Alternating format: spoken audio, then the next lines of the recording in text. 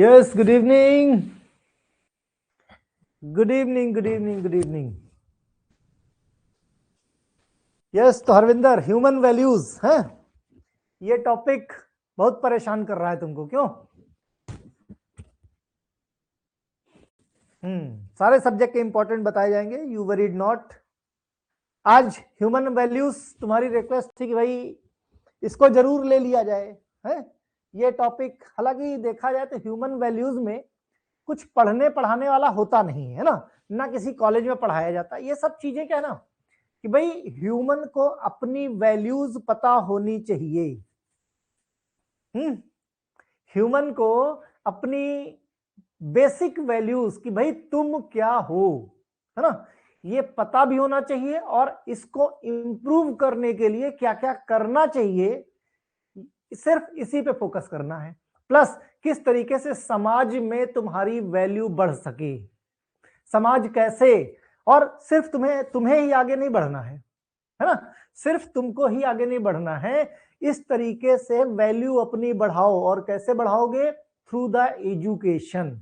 तो एजुकेशन तुम्हारी इस तरीके से हो ताकि तुम्हारी वैल्यूज बढ़े, तुम्हारी सोच बढ़े, तुम्हारे थॉट्स बढ़े।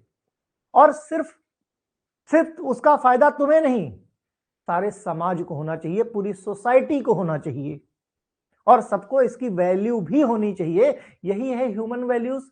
कोई भी क्वेश्चन आ जाए, ह्यूमन वैल्यूज में बेसिकली बैक नहीं लगती। देखा होगा तुमने, कभी किसी की बैक नहीं लगती है। कॉपी पूरी भर के आना और हर सवाल का जवाब दे के आना, है ना। 7 नंबर वाला आए तो 3-4 पेज जरूर लिख देना, ठीक है। अगर तुमने हर क्वेश्चन अटेम्प्ट कर लिया और कॉपी पूरी पूरी भर दी तो बैक नहीं लगेगी, राइट। क्योंकि बताया ना कि इसमें सिर्फ बना के लिखना है। फिर भी मैं कुछ पॉइंट तुम्हें डिस्कस कर देता हूं जो तुम्हारी मदद करेंगे, बेसिकली क्वेश्चन आंसर बेस्ड, जिनके आने की संभावना भी है ना। और इस तरीके के क्वेश्चन आते हैं ना, एग्जैक्टली ये क्वेश्चन आया तो इससे मिलता जुलता आएगा।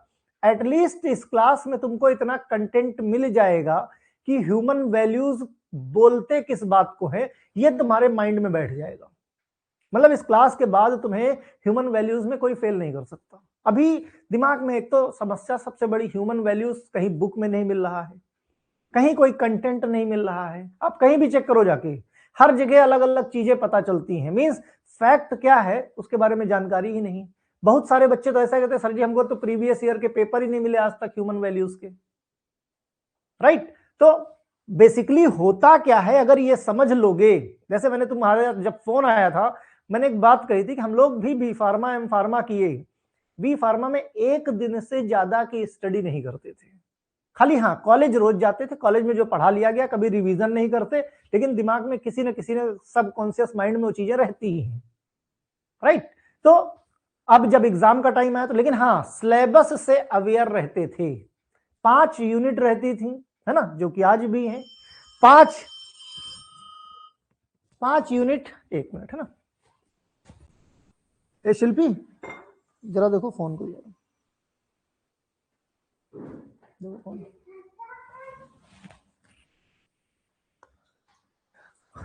राइट। तो 5 यूनिट, 4-5 दोस्त एक साथ बैठते थे, एक एक यूनिट सभी दोस्त।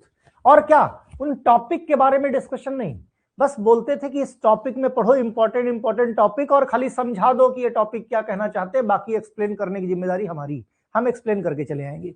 तो आज बेसिकली इसी बात को लेके क्लास ली गई है कि ह्यूमन वैल्यूज होती क्या है, क्योंकि कॉलेज में भी कोई टीचर नहीं बताता। ह्यूमन वैल्यू खाली इतना ही कहते हैं, पढ़ लेना यार, लिख देना जाके, कुछ भी पास हो जाओगे, ठीक है। तो चलो भाई, तो ये स्पेशली क्लास ओनली हरविंदर की रिक्वेस्ट पे ली गई है, राइट। नहीं लेता तो ये लड़का एकदम जान ले लेता मेरी, है नहीं, फोन कर करके। और मैंने तो बताया था बेटा क्लास तो मैं लूंगा ही, राइट। चलो भाई, क्वेश्चन है 7 नंबर में, ठीक है। 7 नंबर में क्वेश्चन पूछा जा रहा है, explain need basic guideline of value education. Need क्या है ना, चाहत क्या है, और फिर बेसिक एजुकेशन, वैल्यू एजुकेशन, है ना, basic guideline for value education. आज की डेट में वैल्यू एजुकेशन है ही नहीं। हम सिर्फ एक दायरे में एक चीज को टारगेट किए हुए, नंबर, मार्कशीट पे नंबर दिखना चाहिए, उसको लेके भागते चले जा रहे हैं। आज की डेट में एजुकेशन की बात अगर कहीं से भी की जाए तो वो एजुकेशन बताते हैं कहीं भी सोसाइटी ओरिएंटेड नहीं रह गई है, सिर्फ कैरियर ओरिएंटेड रह गई, और कैरियर भी ऐसा जो भरपूर स्ट्रेस वाला, राइट। तो जो बेसिक गाइडलाइंस थी वो पीछे छूट गई। यहां पर वैल्यू एजुकेशन खाली नंबर रह गया।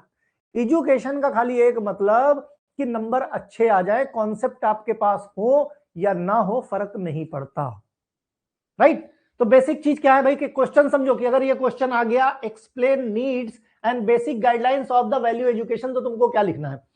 ठीक है, सबसे पहले वैल्यू एजुकेशन यानी शिक्षा का मूल्य, है ना, मूल्य शिक्षा का क्या है? Need for value education. क्यों क्यों शिक्षा के मूल्य की आवश्यकता? मीन्स ऐसी एजुकेशन की जाए जिसकी जरूरत है हमें समाज को बदलने में, हमें समाज को बनाने में, हमें समाज को बढ़ाने में, राइट, उसके बारे में। तो value education essential to help individual.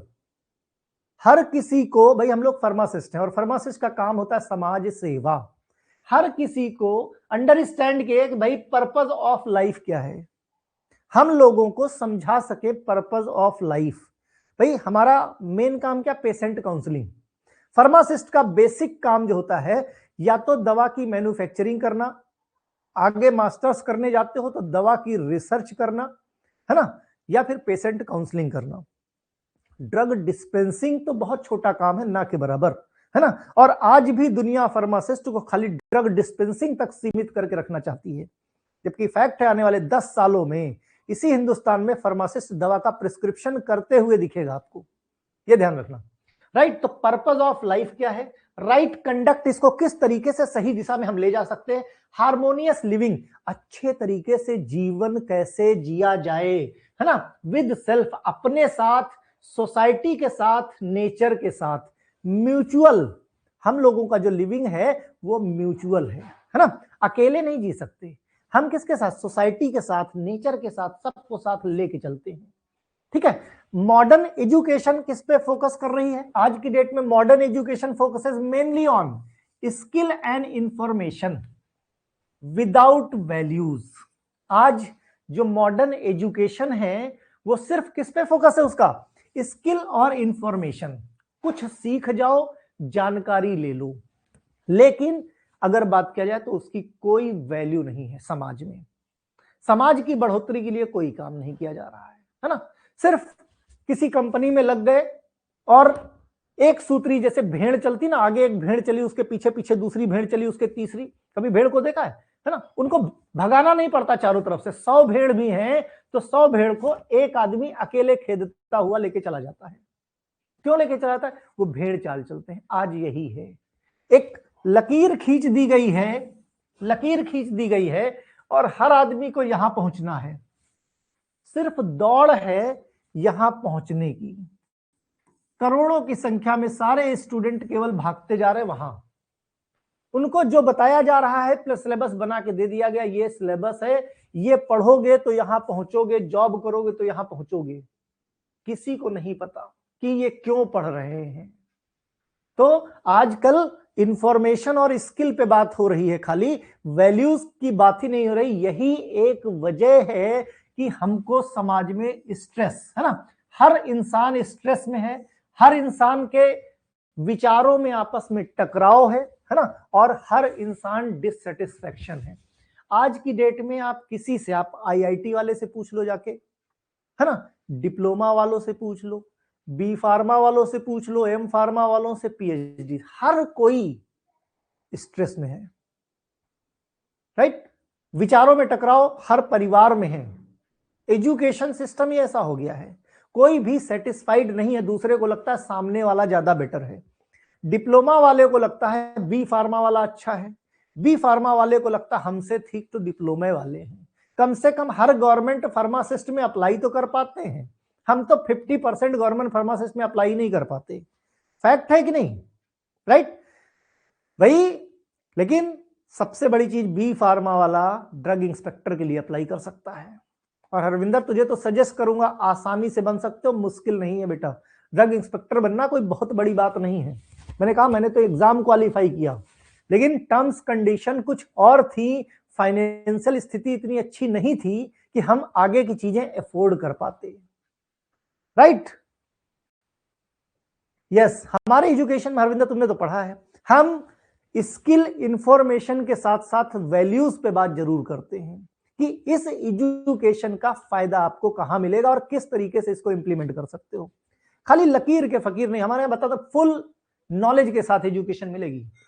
Clear? अब नीड्स, क्यों जरूरत है वैल्यू एजुकेशन की? वैल्यू एजुकेशन की नीड क्या है, जरूरत क्या है? Develop right understanding. हमने कहा ना आज की डेट में लोग भागते जा रहे हैं, यहां पहुंचना है।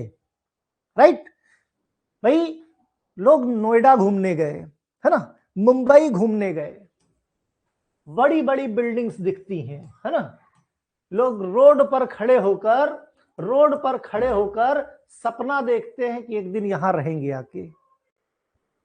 कभी यहां रहने वालों से जाके पूछो, इनको महसूस होता है कि हम चिड़ियाघर में हैं, है ना? तो वैल्यू ऑफ एजुकेशन क्या है? To develop right understanding means किस तरीके से आप खुश रह सकते हो अपने जीवन में, अपने रिलेशनशिप में, है ना, किस तरीके से आप सेटिस्फाई रह सकते हो। एक अच्छी अंडरस्टैंडिंग डेवलप करने के लिए वैल्यू एजुकेशन की जरूरत पड़ती है। Ensure the harmony in the self, stress किस तरीके से कम हो, डर और कंफ्यूजन की स्थिति न रहे। आज भी तुम चाहे जिस स्टेज पे पहुंच जाओ, एक कंफ्यूजन जरूर है। बहुत सारे बच्चे हैं जिन्होंने डी फार्मा किया, डी फार्मा के बाद कंफ्यूज हो गए कि बी फार्मा करें कि ना करें, फिर बी फार्मा में एडमिशन लिया, आज भी कंफ्यूज हैं कि क्या हम बी फार्मा करके सही कर रहे हैं कि नहीं। ये कंफ्यूजन बना है लगातार, है ना। स्ट्रेस एक डर है, जो बी फार्मा में सीधा एडमिशन ले लिए उनको डर है कि हमने डिप्लोमा किया होता तो बेटर था, इसी डर से चलो अच्छा कोई बात नहीं हम एम फार्मा भी कर लेंगे, है ना। यही डर है जो करवा रहा है। Improve the relationship, value education जरूरी है आपस में ट्रस्ट, रेस्पेक्ट और अफेक्शन को इंप्रूव करने के लिए। Build the value based society, society में वैल्यूज बिल्ड करने के लिए मींस जस्टिस होनी चाहिए, जस्टिस, इक्वालिटी, कोऑपरेशन, हर कोई एक दूसरे को कोऑपरेट करे, हर किसी को न्याय मिलना चाहिए। इन सब चीजों के लिए वैल्यू एजुकेशन जरूरी है। Ensure sustainable use of resource, यानी नेचर के साथ आपको एडजस्ट करना है, तो नेचर को बर्बाद नहीं करना। जिस तरीके से तुम चाहते हो कि तुम बढ़ो, उसी तरीके से नेचर भी हेल्दी रहना चाहिए। जब नेचर हेल्दी रहेगा तो नेचर के साथ आप रहते हो तो आप भी हेल्दी रहोगे। आप नेचर की मदद करोगे, नेचर आपकी मदद करेगा। बेसिक गाइडलाइन की बात करें, मूल्य शिक्षा के मूल दिशा निर्देश। देखो कुछ लाइनें मैंने हिंदी में इंक्लूड करी हैं सिर्फ इसलिए क्योंकि एग्जाम का टाइम है, बहुत सारे ऐसे बच्चे हैं और बहुत सारे क्या लगभग मैक्सिमम ऐसे हैं कि पूरी तरीके से अंग्रेजी वर्जन नहीं समझ पाते, तो सिर्फ कॉन्सेप्ट समझाने के लिए हमने हिंदी का भी यहां पे इस्तेमाल किया है, जिससे हिंदी, तुमने देखा होगा कि शुरुआत से ही हिंदी पढ़ने की आदत है, हम कोई चीज हिंदी में पढ़ते तो दिमाग में घुस जाती है, अंग्रेजी में उसको समझने में बड़ा समय लगता है। तो एक बार कोई अगर समझा दे चीज को हिंदी में तो हम उसको अंग्रेजी में एक्सप्लेन करने की तो क्षमता हमारे अंदर है, ऐसे स्टूडेंट हमने देखे, है ना। तो इसलिए हमने बहुत सारी चीजें हिंदी और इंग्लिश दोनों वर्जन पे लिखी हैं, ठीक है। तो बेसिक गाइडलाइन की बात करें, मूल्य शिक्षा के मूल दिशा निर्देश क्या है, यानी basic guideline of value education. Value education is based on the fundamental guidelines, है ना, जीवन को कैसे इफेक्टिवली जिया जाए। राइट, पहली चीज आती है यूनिवर्सल, है ना। यूनिवर्सल में सभी के लिए, ऑल ह्यूमन बींग्स के लिए बात की जाएगी, इररिस्पेक्टिव, इस बात से फर्क नहीं पड़ता। वैल्यू एजुकेशन इस पृथ्वी पर रहने वाले हर शख्स को बराबर मिलनी चाहिए, यूनिवर्सिटी होनी, यूनिवर्सल होना चाहिए, इररिस्पेक्ट, फर्क नहीं पड़ता वो किस जाति का है, किस धर्म का है, किस जेंडर का है और किस नेशनैलिटी को है ना। तो मूल्य शिक्षा सभी मनुष्यों के लिए समान रूप से उपयोगी होनी चाहिए, चाहे जाति, धर्म, लिंग या राष्ट्र कुछ भी हो। हेडिंग्स याद कर लेना, ह्यूमन वैल्यूज में बहुत ज्यादा स्ट्रेस लेने की जरूरत नहीं है। दूसरा, रेशनल बेस्ड ऑन रीजन, रेशनेल का मतलब, रेशनेल में क्या होता है, कोई भी काम आप कर रहे हो उसका इस्तेमाल कहां है। रेशनेल का मतलब ही होता है तर्क संगत, मींस आपके पास जस्टिफिकेशन होना चाहिए कि आप ये काम क्यों कर रहे हो, ठीक है। It should be understandable through the logical reasons. कोई भी काम, कोई भी पढ़ाई आप कर रहे हो तो वो हाइपोथेटिकल नहीं होनी चाहिए कि टीचर ने कह दिया हमने मान लिया। उसके पीछे एक जो लॉजिक है, जो रीजनिंग है, वो पता होनी चाहिए। मींस अंधविश्वास नहीं, किसी परंपरा पर आधारित एजुकेशन नहीं होनी चाहिए कि कोई बोल दिया है सिर्फ हम उस बिहाफ पे आंख बंद करके मान लें। प्रॉपर रीजनिंग, प्रॉपर उसका डेटा होना चाहिए, उसकी स्टडी होनी चाहिए, इसीलिए रेशनेल स्टडी जरूरी है, राइट। वेरीफाइड एक्सपेरिमेंटल वैलिडेशन, जो पढ़ते हो, इसीलिए पढ़ाई के साथ साथ फार्मेसी में एक्सपेरिमेंट का प्रोविजन है। जो पढ़ते हो उस पर एक्सपेरिमेंट भी करना चाहिए ताकि डेटा वेरीफाइड हो सके। Value should be verified through self experience in daily life. Daily life में जो भी काम हो रहे हैं उससे आपकी जो पढ़ाई है वो कोरिलेट होनी चाहिए। और आज की डेट में मैक्सिमम पढ़ाई ऐसी है जिसका कोई रिलेशन है ही नहीं डेली लाइफ से। Holistic all rounder development value education आपको हर तरफ, हर फील्ड में ऑलराउंडर बनाती है। जैसे चाहे व्यक्ति अपने आप में हो, चाहे परिवार के साथ हो, समाज में हो, प्राकृतिक, सभी स्तरों पर आपकी एक वैल्यू स्थापित करती है, समन्वय स्थापित करती है, लीडिंग टू हार्मोनी, है ना। ये आपको सुख और समृद्ध, मींस स्टडी ऐसी होनी चाहिए जो सुख और समृद्धि आपको प्रोवाइड कराया जा सके। It should promote mutual happiness and prosperity, not conflict, टकराव नहीं होना चाहिए, है ना।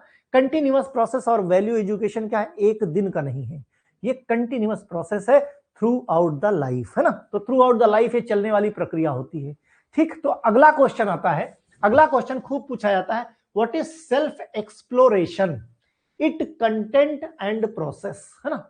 सेल्फ एक्सप्लोरेशन मींस आत्म अन्वेषण, अपने आप को कैसे एक्सप्लोर किया जाए, अपने आप को कैसे जाना जाए, राइट। भाई दुनिया को समझने से पहले आप अपने आप को समझो, जब अपने आप को समझ लोगे तभी इसको किस तरीके से इंप्रूव करना है इसके बारे में आपको जानकारी मिलेगी, राइट। तो आत्म अन्वेषण मतलब self exploration, process knowing and understanding on self, अपने आप को पहचानना। बताओ ह्यूमन वैल्यूज में कुछ अलग से पढ़ाया जा रहा है क्या, सिर्फ आपके बारे में और आपकी वैल्यू इस समाज में क्या हो, कैसे बढ़े, किस तरीके से एजुकेशन, वही है बना के, है ना। तो क्या है भाई, सेल्फ एक्सप्लोरेशन, आप अपने आप को कैसे जानोगे, राइट। अपने आप को टेस्ट करो, आपकी इच्छाएं क्या है, आपकी सोच क्या है, आपकी एक्सपेक्टेशन क्या है, आपका विश्वास, आपका बिहेवियर, और इन चीजों को जानने के बाद आप इसको वेरीफाई करो, किसी के दबाव में नहीं, आप अपनी इच्छा से, not through the external imposition. इसलिए अपनी इच्छा मत बनाओ कि किसी ने कह दिया, आपकी अपनी होनी चाहिए, right. It helps individual distinguish between right and wrong. इस तरीके से आप सही और गलत में अंतर, टेम्परेरी और परमानेंट चीजों में अंतर जान पाओगे, है ना। आत्मान्वेषण वह प्रक्रिया है जिसमें व्यक्ति अपनी इच्छाओं, विचारों, अपेक्षाओं, मान्यताओं और व्यवहार को स्वयं के अनुभव द्वारा जांचता है ना, किसी के दबाव में नहीं। सही गलत, अस्थाई अस्थाई में अंतर समझने, स्वयं दूसरों के साथ सामंजस्य स्थापित करने में यह वैल्यू एजुकेशन मदद करती, हेल्पफुल होती है। अगला, content of self exploration. Self exploration में अपने आप को जानना है तो क्या क्या पॉइंट यहां पर होने चाहिए। तो self exploration mainly deals with understand, किसके बीच में, self and it's activity. Self and it's activity, भाई आप क्या हो और एक्टिविटी कौन कर रही, बॉडी कर रही। सोचते आप हो, काम आपकी बॉडी करती है, राइट। तो अपने आप को समझना है। अंडरस्टैंड सेल्फ, सेल्फ का मतलब होता है आई, आई मतलब मैं, आई मतलब मैं ये काम कर रहा हूं, राइट। तो distinguish between self and body, अपने मैं और बॉडी। भाई तुम, दिमाग सोचता है और बॉडी काम करती है, दिमाग नहीं, है ना। तो डिस्टिंग्विश, सबसे पहले तो भाई अपने स्वभाव को पहचानना पड़ेगा, nature of the self continuous happiness. अब इसके लिए जरूरी है DTE समझना, DTE का सम समझना। कई बार ध्यान रहे DTE सीधा सीधा यही क्वेश्चन आ जाता है, explain the understanding sum of DTE। D बोले तो डिजायर, ठीक है, और टी बोले तो थॉट, और ई बोले तो एक्सपेक्टेशन। यानी डिजायर मतलब इच्छा, थॉट मतलब विचार, और एक्सपेक्टेशन मतलब अपेक्षा, है ना। तो DTE क्लियर है, डिजायर, थॉट एंड एक्सपेक्टेशन को समझना पड़ेगा। Desire means what we really want in life, हम अपने जीवन में क्या चाहते हैं, ठीक है। और thoughts, how we plan to fulfil desires. भाई हम चाहते हैं हम गवर्नमेंट फार्मासिस्ट बने, हम चाहते हैं हम ड्रग इंस्पेक्टर बने, राइट, लेकिन ये हमारी डिजायर है, ठीक है। अब थॉट्स ऐसे होने चाहिए कि हम किस तरीके से बने, हमें अगर DI बनना है तो किस तरीके से बने, वो थॉट्स होने चाहिए डिजायर को फुलफिल करने की। और एक्सपेक्टेशन यानी अपेक्षा, what we expect from others, हम दूसरों से क्या अपेक्षा करते हैं। अपने आप को समझने के लिए ये DTE का कॉन्सेप्ट समझना जरूरी। याद रहे ह्यूमन वैल्यूज में DTE का कॉन्सेप्ट कई जगह और कई प्रकार से पूछा जाता है, ठीक है। तो इसको काफी ज्यादा एक्सप्लेन करके भी आप बता सकते हो वहां पर। अच्छा, इन सब चीजों के लिए और सेल्फ एक्सप्लोरेशन में क्या जरूरी, अंडरस्टैंड रिलेशनशिप, संबंध की समझ होनी चाहिए, एक दूसरे के लिए रिस्पेक्ट, एक दूसरे के लिए भरोसा, एक दूसरे के लिए अफेक्शन होना चाहिए। हैप्पीनेस एंड प्रॉस्पेरिटी को समझना पड़ेगा, सुख समृद्धि, यानी डिफरेंस बिटवीन टेम्परेरी प्लेजर और लॉन्ग लास्टिंग, है ना। जो सुख है वो क्षणिक सुख क्या है और परमानेंट सुख क्या है, इसमें फर्क जानना पड़ेगा, तभी सेल्फ एक्सप्लोर कर पाओगे अपने आप को, है ना। सामंजस्य की समझ, अंडरस्टैंड द हार्मोनी, अपने अपनी फैमिली, सोसाइटी और नेचर के साथ सामंजस्य स्थापित करना, है ना। तो ये कुछ कंटेंट होते हैं अपने आप को एक्सप्लोर करने की। अब प्रोसेस क्या है भाई अपने आप को एक्सप्लोर करने के प्रोसेस, तो सेल्फ एक्सप्लोरेशन नेचुरल प्रोसेस है ना, नेचुरली अपने को, कंटिन्यूअस प्रोसेस है, ग्रेजुअल प्रोसेस है, स्टेप बाय स्टेप है। तो स्टेप बाय स्टेप हम समझने की कोशिश करते हैं। सबसे पहले सेल्फ ऑब्जर्वेशन, सबसे पहले अपनी इच्छा को, अपनी सोच को और अपनी अपेक्षाओं को बिना जजमेंट के ऑब्जर्व करो, कोई ऑब्जर्वेशन नहीं होना चाहिए। दूसरे नंबर पे अपने आप से क्वेश्चन करो कि आप फार्मासिस्ट बनना चाहते हो, आप ड्रग इंस्पेक्टर बनना चाहते हो, क्या आप इस लायक हो। तो अंदर से आएगा बिल्कुल हूं, है, मुझसे ज्यादा लायक तो इस दुनिया में, इस पृथ्वी पे कोई है ही नहीं ड्रग इंस्पेक्टर बनने के लिए। लेकिन मैंने कहा ना, अपने आप से झूठ मत बोलो, लायक तो तुम बहुत हो, लेकिन उस लायक ड्रग इंस्पेक्टर बनने लायक जो मेहनत करनी चाहिए, क्या उतनी मेहनत आप कर रहे हो आज। तो सवाल उठेगा आज की क्या जरूरत है, अभी तो हम किसमें, थर्ड सेम, सेकेंड ईयर में है ना। जब फोर्थ ईयर में पहुंचेंगे तो मेहनत कर लेंगे। मेहनत पहले दिन से होती है, हर सब्जेक्ट का योगदान होता है भाई। फिफ्थ सेम में जाके थर्ड ईयर के जब लास्ट सेम में जाओगे, है ना, तो तुम जीपैट का एग्जाम दे सकते हो। ठीक, मैंने जीपैट थर्ड ईयर में भी क्वालिफाई किया, फोर्थ ईयर में भी क्वालिफाई किया, और जब डी फॉर्म फर्स्ट ईयर, जब एम फॉर्म करने गया ना, एम फॉर्म फर्स्ट ईयर में, फिर भी क्वालिफाई किया। एक बार क्वालिफाई हो जाएगा ना, तो नंबर ऑफ टाइम्स क्वालिफाई हो जाएगा। तरीका खाली पता चल जाए, और लिटरली बता रहा हूं, उसके बाद मैं कंटिन्यूएशन में चाहे जितने बार देता, बिल्कुल क्वालिफाई हो जाता। नहीं जरूरत थी, फिर भी सिर्फ इसलिए कि दोस्तों के कहने पे, चलो यार हमारा नहीं हुआ, हमारे साथ चले चलो, तुम भी फॉर्म डाल दो। सिर्फ दोस्त को फॉर्म डालना तो बिना पढ़े निकाला, पहली बार में पढ़ा, उसके बाद बिना पढ़े निकल गया, है ना। सिर्फ साथ देने के लिए, चलो यार रूम पे अकेले क्या करेंगे, दोस्त के साथ चल के आते हैं। क्लियर। तो अपने आप से क्वेश्चन पूछो, what do I really want, है ना। इस डिजायर कंटिन्यूअस एंड टेम्पोररी, और जो तुम्हारी सोच है, जो तुम्हारी इच्छा है, तुम्हारी एक्सपेक्टेशन है, वो कंटिन्यूअस है या टेम्परेरी है ना।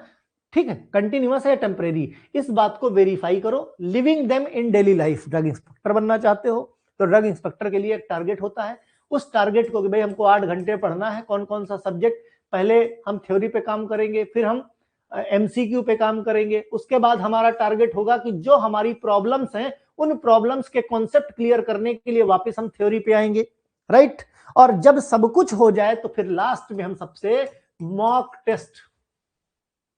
टेस्ट लगाएंगे। और फिर मॉक टेस्ट जब आप लगाने जाते हो तो भी बहुत सारी प्रॉब्लम्स आती हैं, लास्ट में हम प्रॉब्लम्स पे काम करेंगे और फाइनली टारगेट अचीव हो जाएगा, कोई नहीं रोक सकता, है ना। अगर स्ट्रेटजी सही हो तो दुनिया में कोई एग्जाम लड़के ही निकालते हैं ना यार। नीट का एग्जाम देखो 720 में 720 नंबर लाते हैं, बच्चे ही है ना। तो कुछ तो स्ट्रेटजी रहती होगी, खाली गधे की तरह 10 घंटे पढ़ने से कभी नंबर नहीं आते, क्लियरली समझो। सही स्ट्रेटजी और सही नॉलेज होना चाहिए तभी नंबर आते हैं, ठीक है। तो भाई अपने आप से क्वेश्चन करो, फिर उसके बाद उसको वेरीफाई करो। वेरीफाई कैसे करोगे कि जो टारगेट है उस टारगेट के साथ रोज जियो।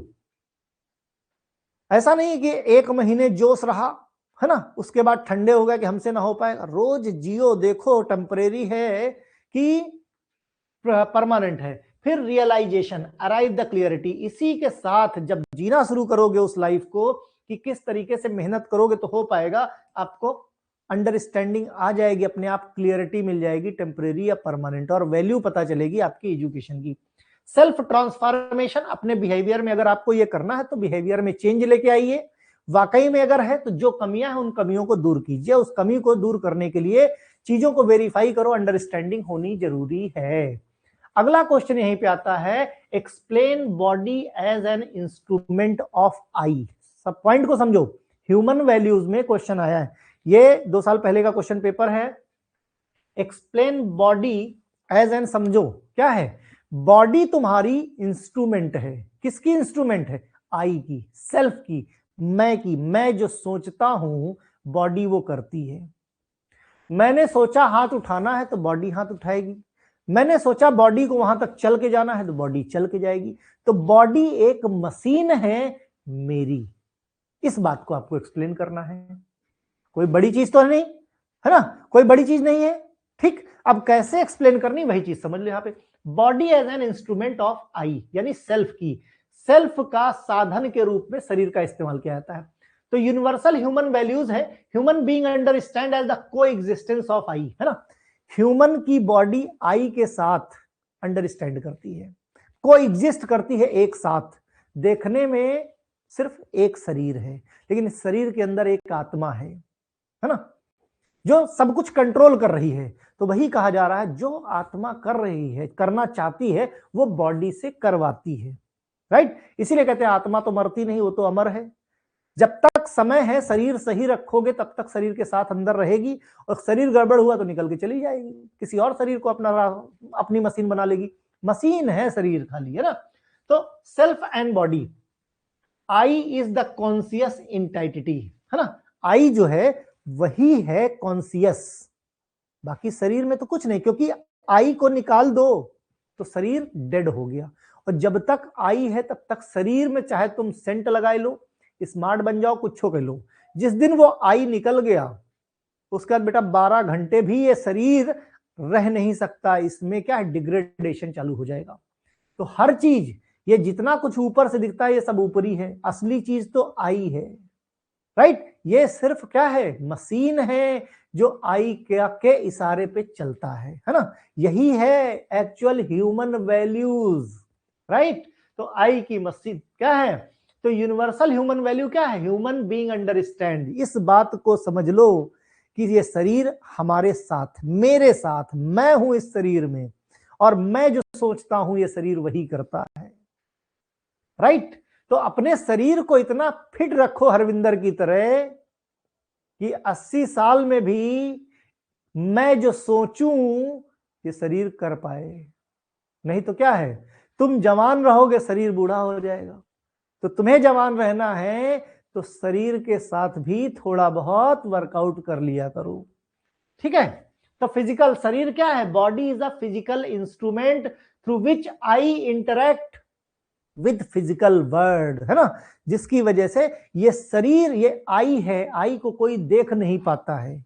तो ये जो शरीर है, आई इसके साथ, इस फिजिकल वर्ल्ड के साथ इंटरैक्ट करता है। पॉइंट समझ में आ रहा है कि नहीं? पॉइंट समझ में आया कि नहीं? एग्जैक्टली आई और बॉडी के बीच में रिलेशन पता चला कि आई को कोई देख नहीं सकता, इस शरीर को हर कोई देख सकता है। आई की एक्टिविटी को कोई नहीं देख सकता, शरीर की एक्टिविटी को हर कोई देख सकता है। तो इसके अंदर जो आई है, जो मैं हूं, तो मैं इस शरीर के थ्रू इस पूरे विश्व के साथ इंटरैक्ट कर सकता हूं या इंटरैक्ट करता हूं। राइट? मैं जो भी सोचता हूं सब हो जाएगा बेटा, सब हो जाएगा, है ना? सिपाही फार्मा में इतनी थोड़ी फिजिकल है जितनी तू करता है। राइट? ठीक है, चलो भाई, क्लियर हुआ पॉइंट? ये पॉइंट क्लियर है कि नहीं बताओ? Body as an instrument of I. Right? चलो आगे बढ़ते हैं भाई, थोड़ा एक्सप्लेन करते हैं। अब एस्पेक्ट की बात करें तो सेल्फ जो है, आई जो है, मैं ही असली चेतना हूं, यानी असली कॉन्सियसनेस इज आई। बॉडी क्या है? ये भौतिक है, फिजिकल है, नश्वर है। ठीक है। नीड्स क्या है? Happiness, understanding. क्यों काम किया जा रहा है? ताकि हम हैप्पी रह सके, अंडरस्टैंडिंग रह सके। इसके लिए शरीर को क्या देता हूं मैं? शरीर को खाना देता हूं, शरीर को रेस्ट देता हूं, शरीर अच्छा रहे इसलिए मेडिसिन दी जाती है। सेल्फ कंटिन्यूअस है, हमेशा रहेगा, लेकिन ये जो बॉडी है ये टेम्पोररी है, एक टाइम के बाद खत्म। ठीक है। एक्टिविटीज क्या है? Desired, thoughts, expectation.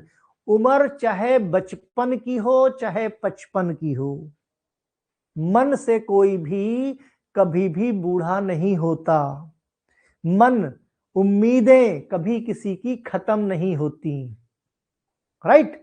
अक्सर हम लोग बूढ़े लोगों को कहते हैं, बूढ़े लोग कहेंगे चाट खवाए दो, है ना, समोसा खिलाए दो, रसगुल्ला खिलाए दो।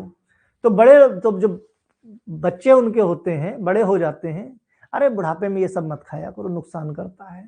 फैक्ट है कि उनका शरीर बूढ़ा हो गया है, लेकिन उनके अंदर का जो आई है वो थोड़ी बूढ़ा हुआ है, वो तो वही है, मशीन बूढ़ी हो गई है। उम्मीदें कभी खत्म नहीं होती। राइट? तो फिजियोलॉजिकल फंक्शन के लिए भाई ये सारी चीजें रहती हैं। क्लियर? ठीक है। Execute what I decide. जो कुछ मैं डिसाइड करता हूं, इस शरीर के माध्यम से मैं उसको एक्ट करवाता हूं। Execute what I decide, thus the body act as an instrument tool. मैं इस बॉडी को इंस्ट्रूमेंट टूल की तरह इस्तेमाल करता हूं, जो मैं एग्जीक्यूट करना चाहता हूं, जो मैं करना चाहता हूं। आई अंडरस्टैंड, मैं चीजों को समझता हूं और उन चीजों को समझ के बॉडी के थ्रू रिस्पॉन्ड करता हूं। जो रिस्पॉन्स है वो बॉडी से, क्योंकि मेरा रिस्पॉन्स दिखेगा नहीं, क्योंकि मैं फिजिकल नहीं हूं, मैं हूं, चेतना हूं, जिसे कोई देख नहीं सकता। मुझे देखा जाता है इस शरीर के रूप में, ये फिजिकल है। ठीक है।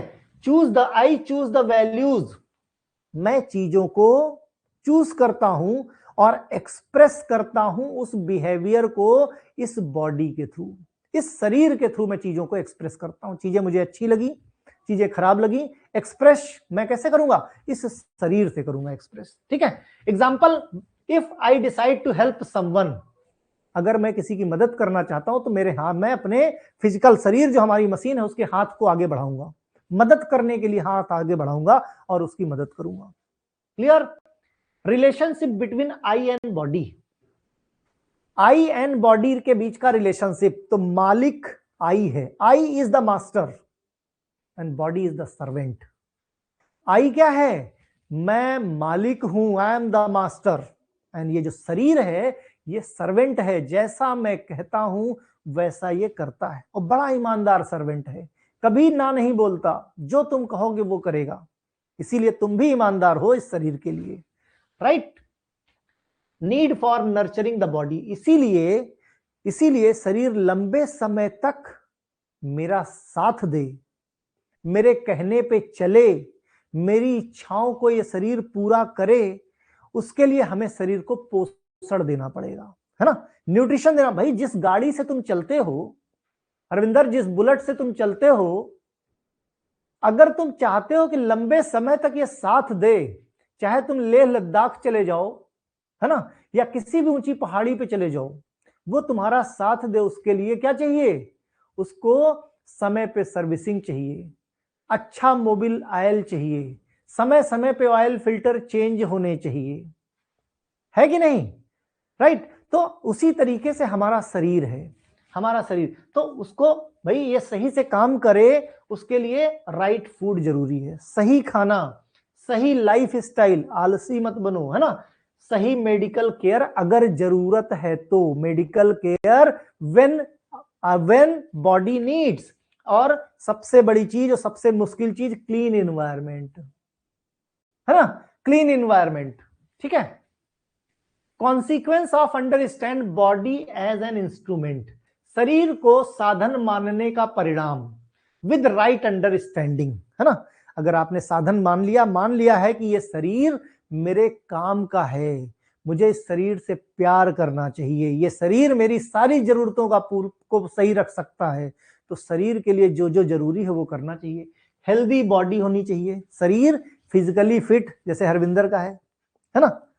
फिर बैलेंस लिविंग स्टाइल बैलेंस रहनी चाहिए आपकी, है ना, न ज्यादा सोना और न ज्यादा जगना, न ज्यादा खाना न ज्यादा भूखा रहना, किसी भी एक चीज के चूज ही नहीं होना चाहिए, ऐसा नहीं कि हम खाली मिठाई खाते जाएंगे, बैलेंस डाइट होनी चाहिए, लिविंग स्टाइल में भी balance, harmony between I and body के बीच में सामंजस्य स्थापित रहना चाहिए, विदाउट राइट अंडरस्टैंडिंग।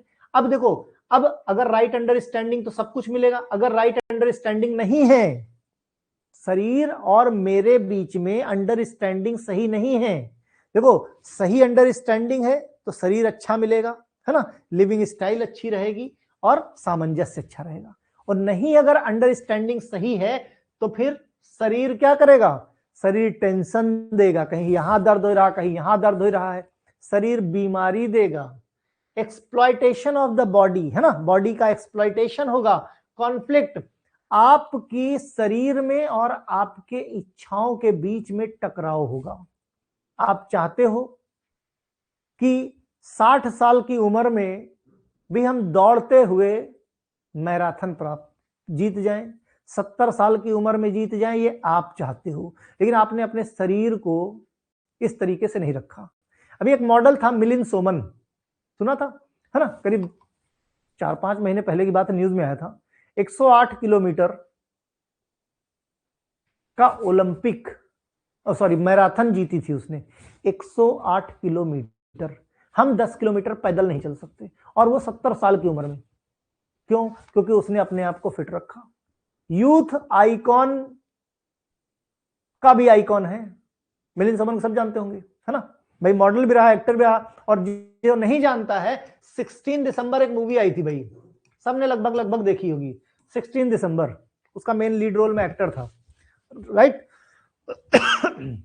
अगला क्वेश्चन है, harmony in I means understanding characteristic and activity of I, तो भाई आई का सामंजस्य, अगला क्वेश्चन क्या है, हार्मोनी इन आई मतलब क्या, means understand characteristic and activity of I, explain करना, ये क्वेश्चन आया था भाई, है ना, ये ह्यूमन वैल्यूज का ही क्वेश्चन है, तो क्या करोगे भाई, आई, अब अपने बारे में आपको बताना है, शरीर के बारे में नहीं, आई आप क्या हो, तो harmony in I refers to state inner balance, आपके अंदर का बैलेंस, पीस, हैप्पीनेस, कितना खुश हो, शरीर नहीं आप, ठीक है, where the self clarity understand, आप अपने नेचर को समझते हो, कैरेक्टरिस्टिक और कैसी एक्टिविटीज होती है, मींस आपकी इच्छाएं, डिजायर्ड, एक्सपेक्टेशन, थॉट्स, ये सारी चीजें बताती हैं कि आप कैसे हो, मींस आई की विशेषता, understand the characteristic of I is the first step, अपनी विशेषता को समझना, अपनी कैरेक्टरिस्टिक को समझना, ये पहला स्टेप होता है आई के लिए, ठीक है। क्या क्या है भाई, आई में क्या है, कॉन्सियसनेस, चेतना, I is aware and alive, I जागरूक भी है और आई सचेत भी है।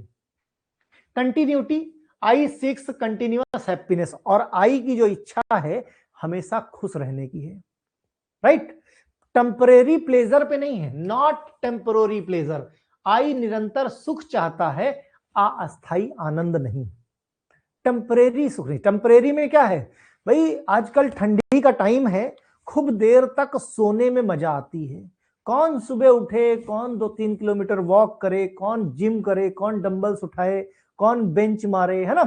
तो ये सब चीजें कोई नहीं चाहता, ठीक है।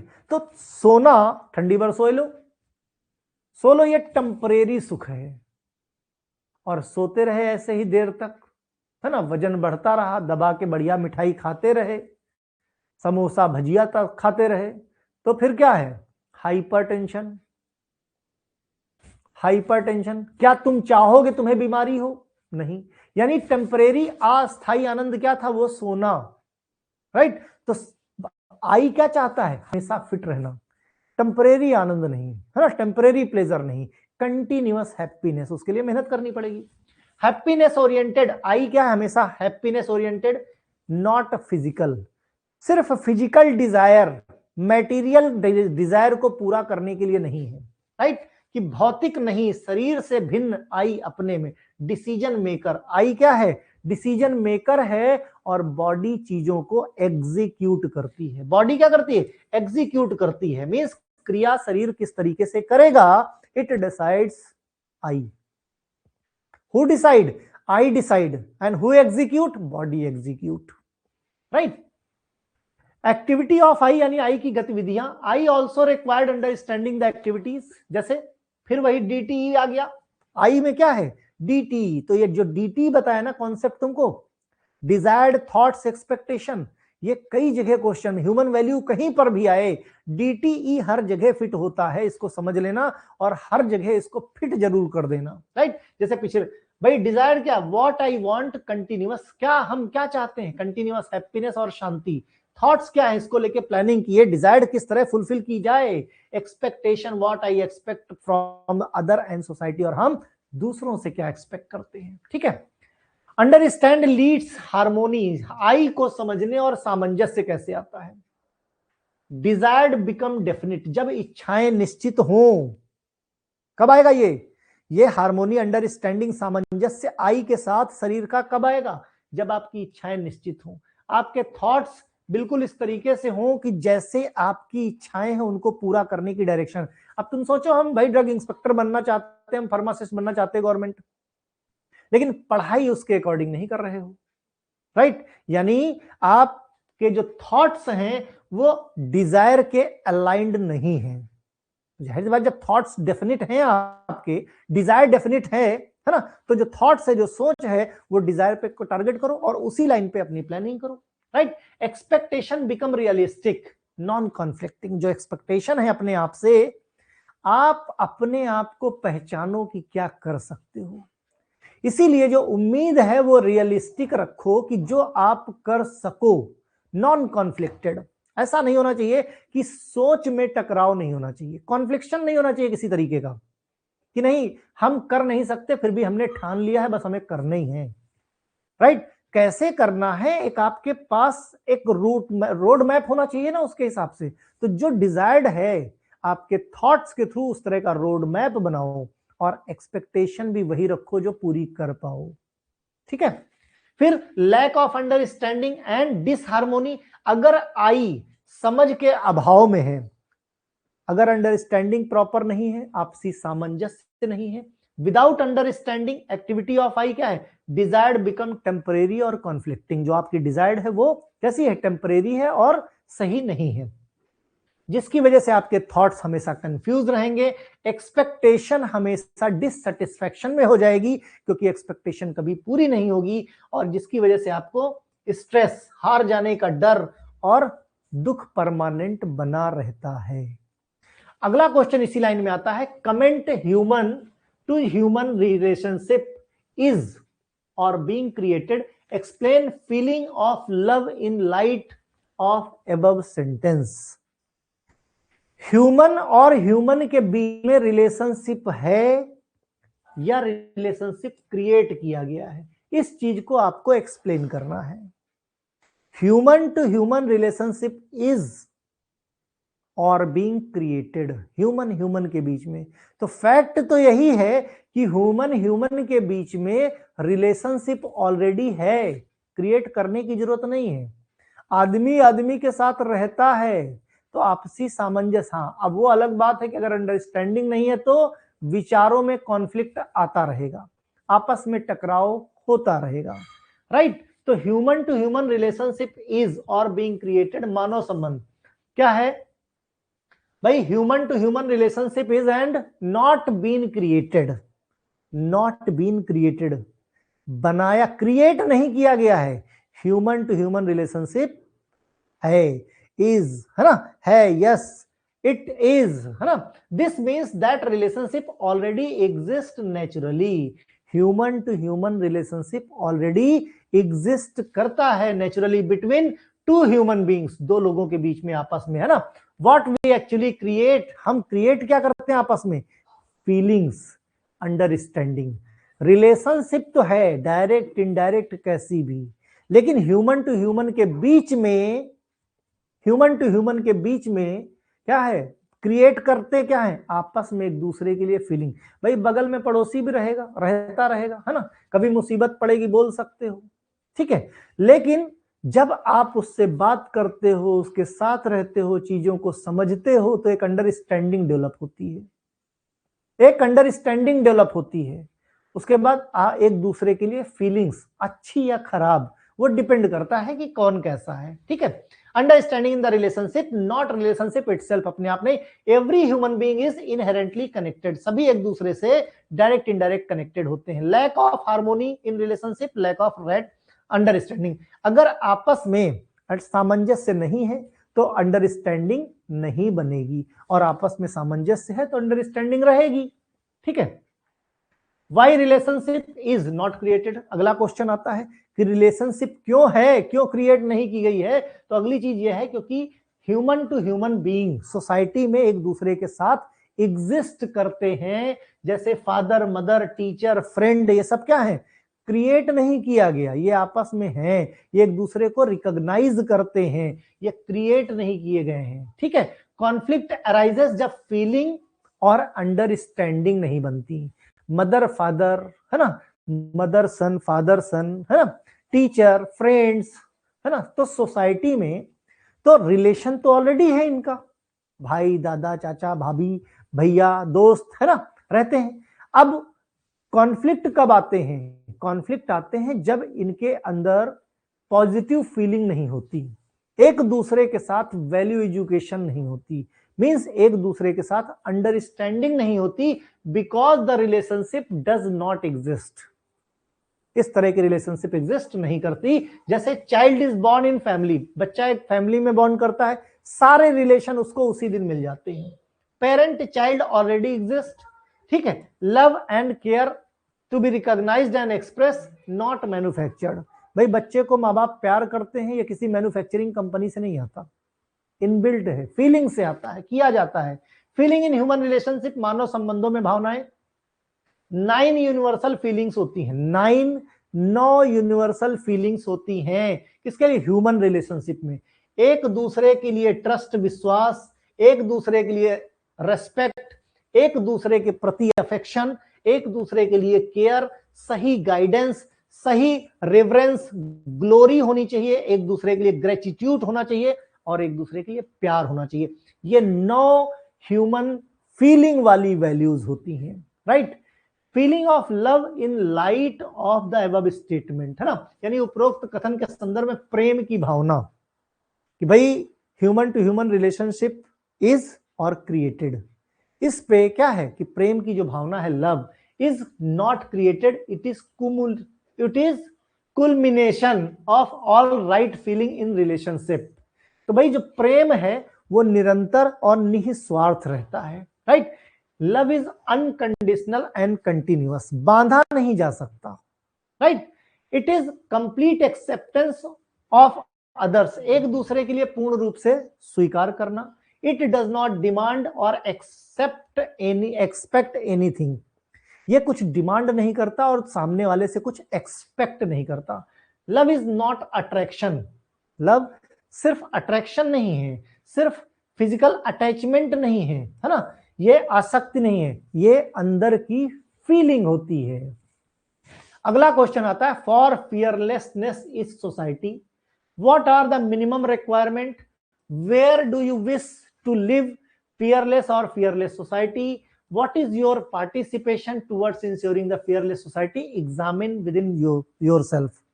तो इसके बारे में डिस्कशन है ना सेकंड लेक्चर में करेंगे। आज के लिए इतना ही काफी है। आपके एग्जाम से पहले एक क्लास और ली जाएगी जिसमें बाकी की जितनी भी चीजें हैं, जो इंपॉर्टेंट क्वेश्चन है, जो एग्जाम में आने की संभावनाएं हैं, मैंने पहले भी ये बात कही थी कि ये चीजें आपको समझ में आएंगी, राइट बेटा।